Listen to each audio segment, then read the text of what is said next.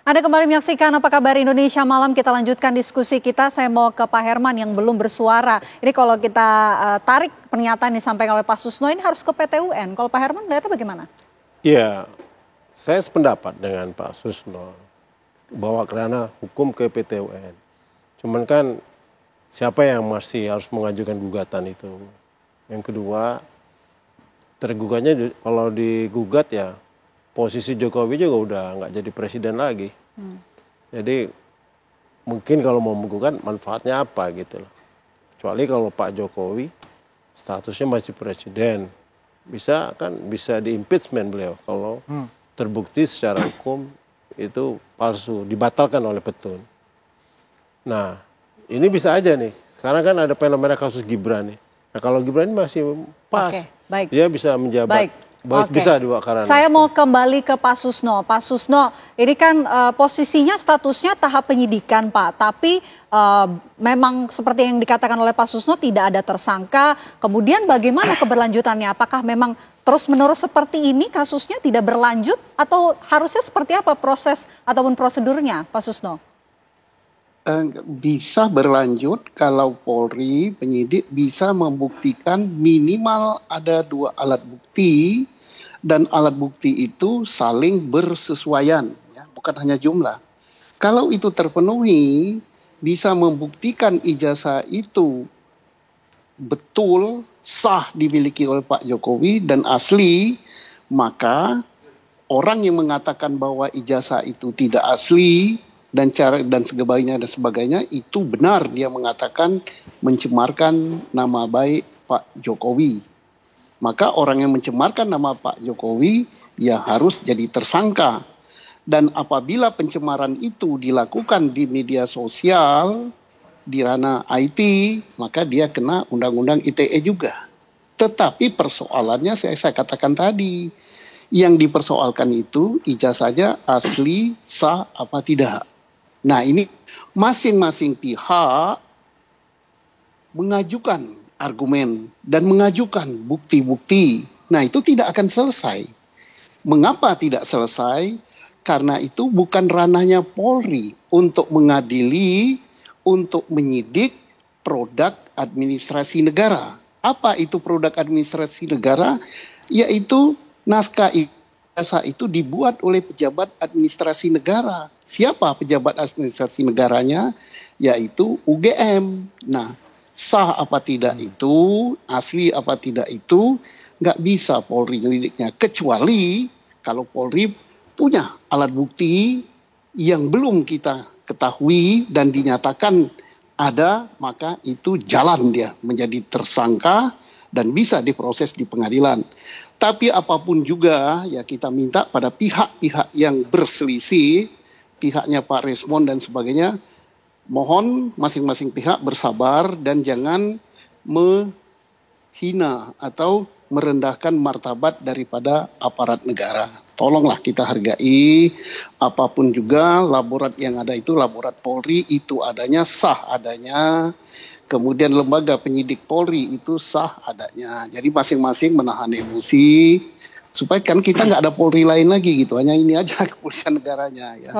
Oke, silakan. Baik, Pak Susno, tadi Anda mengatakan minimal harus ada 2 alat bukti, tapi untuk bisa naik ke tahap penyidikan ini harusnya juga memang itu sudah terpenuhi. Dan apa yang membuat penyidik menyatakan bahwa kasus ini layak untuk naik statusnya ke tahap penyidikan? Artinya semua sudah terpenuhi, Pak Susno. Oke, terpenuhi 2 alat bukti ya. Itu bukan jumlah ya. Alat bukti itu dipersyaratkan oleh hukum acara kita saling bersesuaian gitu ya. Saling bersesuaian itu artinya saling ada kaitan bahwa benar keterangan saksi membuktikan itu sah adanya. Dan benar juga bahwa produknya atau bukti autentiknya atau bukti-bukti lain, bukti forensik membuktikan bahwa itu benar asli adanya, benar sah adanya. Jadi 2 alat bukti itu saling bersesuaian, tidak hanya jumlah. Nah, yang mungkin masih dicari oleh aparat Polri adalah untuk mencari penghubung bahwa kedua alat bukti itu bersesuaian. Yakinlah bahwa penyidik Polri baik di markas besar maupun penyidik Polri di Polda Metro Jaya, mereka netral, mereka profesional, tidak memihak kepada salah satu pun. Jadi tidak memihak kepada Pak Jokowi, baik dia mantan presiden, tidak juga memihak kepada kelompoknya siapa tadi, Pak Mon, Pak Roy, atau Dr. Tifa, dan lain-lain. Kita berikan kepercayaan, bersabar, dan mungkin di sini ada pihak yang merasa, wah ini perlu digugat produk administrasi negara atau produk administrasi yang dikeluarkan oleh aparatur negara, ini perlu digugat di peradilan TUN. Ya silakan yang merasa berkepentingan. Oke. Terlepas dari apakah Pak Jokowi masih presiden apa tidak. Karena yang digugat itu bukan produknya Pak Jokowi, bukan produknya presiden, tapi produk lembaga administrasi negara, dalam hal ini produknya UGM berupa ijazah. Pak Susno, terus apa Pak pertimbangan kemudian pihak kepolisian menaikkan status ke penyidikan begitu? Saya tidak tahu gitu, karena sebagaimana dikatakan Pak Andi tadi, kepolisian belum pernah mengekspos ataupun gelar perkara, kemudian hasil gelar perkaranya diekspos pada publik bahwa kami tingkatkan ini menjadi penyidikan karena telah ada 2 alat bukti atau lebih dan sebagainya dan sebagainya. Jadi sah-sah saja Pak Andi tadi menanyakan kok gelarnya nggak ada gitu sampai sekarang. Ya kalau ada gelar dan gelarnya terbuka, ya mungkin dari pihaknya Pak Andi, ya Pak, dalam hal ini mewakili Pak Jokowi, bisa menambahkan informasi, bisa menambahkan alat bukti sehingga pihak Polri terbantu. Demikian juga sebaliknya dari Pak Rismon CS bisa juga memberikan alat bukti, bisa juga memberikan informasi lain bahwa apa yang disangkakan, yang didalilkan oleh mereka bahwa ijazah itu tidak sah dan tidak asli. Silakan, ini masing-masing pihak bisa beradu argumentasi dengan otak yang dingin, tidak saling merendahkan martabat, namanya saja berperkara mencari keadilan. Saya yakin dua-duanya adalah pihak-pihak orang-orang yang terdidik semua. Oke, baik. Bang Andi, silakan direspon. Ya, saya juga setuju ya apa dikatakan Pak Susno itu. Ya. Yang penting begini, bahwasanya ini alat buktinya kan sudah banyak sekali. Ratusan alat bukti itu, dan itu sudah jelas bagaimana saksi-saksinya juga begitu banyak. Melebihi lah dari 2 alat bukti itu yang berkesinambungan. Itu sudah hal yang niscaya. Tinggal bagaimana saja, sampai kapan kan, pertanyaan kan begitu, sampai kapan. Ya kan? Itu pertanyaan-pertanyaan di publik itu sehingga memunculkan dugaan-dugaan bahwa ini kebal hukum lah dan segalanya. Sampai-sampai terjadi penghinaan terhadap kepolisian, minta kepolisian RI dibubarkan oleh salah satu oknum tersebut, ya kan? Ini juga memicu kemarahan loh.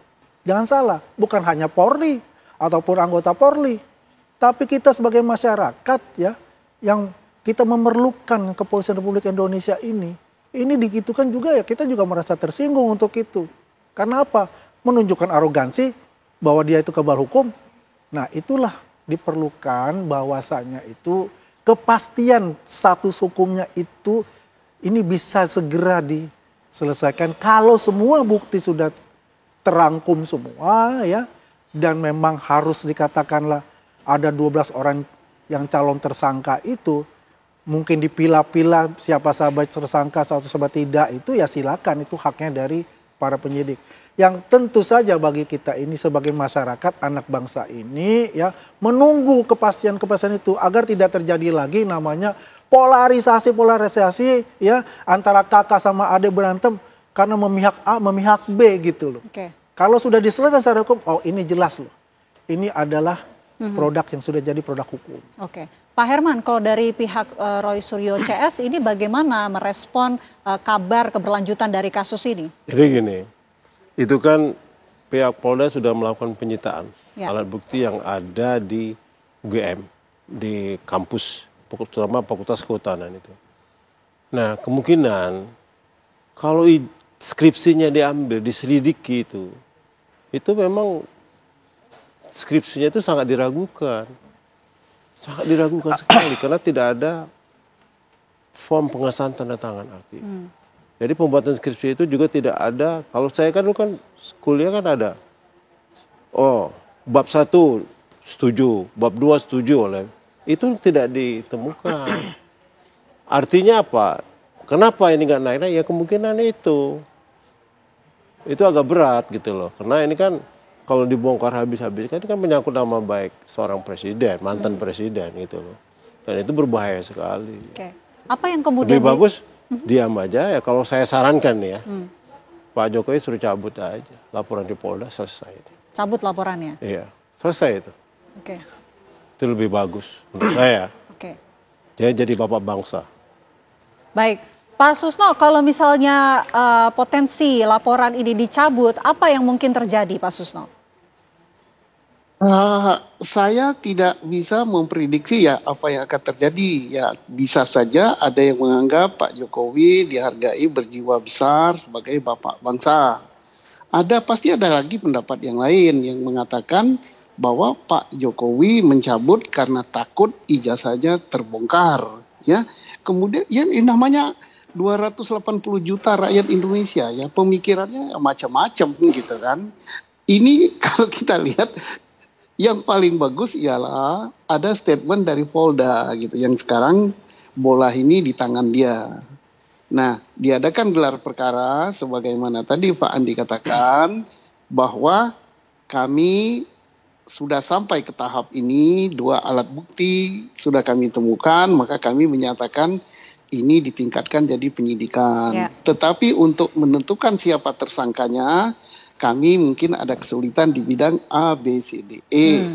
Maka jalan keluarnya adalah apakah ini dicabut, apakah jalan keluarnya ini digugat di TUN, apakah diapakan lah gitu. Kalau saksi dan sebagainya alat bukti yang diperiksa, saksi udah banyak sekali, saya yakin itu udah lebih dari 50 ya. Kemudian dokumen-dokumen yang disita udah banyak sekali, mungkin sudah 1 karung kali ya. Nah, tapi persoalannya alat bukti yang disita itu bisa nggak membuktikan bahwa itu sudah sampai pada kesimpulan asli atau tidak asli, sah atau tidak sah. Ya, terima kasih. Baik. Sayang sekali durasi kita sangat terbatas. Saya ingin mengucapkan terima kasih untuk Pak Susno, terima kasih Bang Andi, terima kasih Pak Herman sudah bergabung dalam diskusi Apa Kabar Indonesia. Terima kasih Pak Herman. Sehat selalu ya semuanya. Terima kasih Pak Susno. Ini penonton.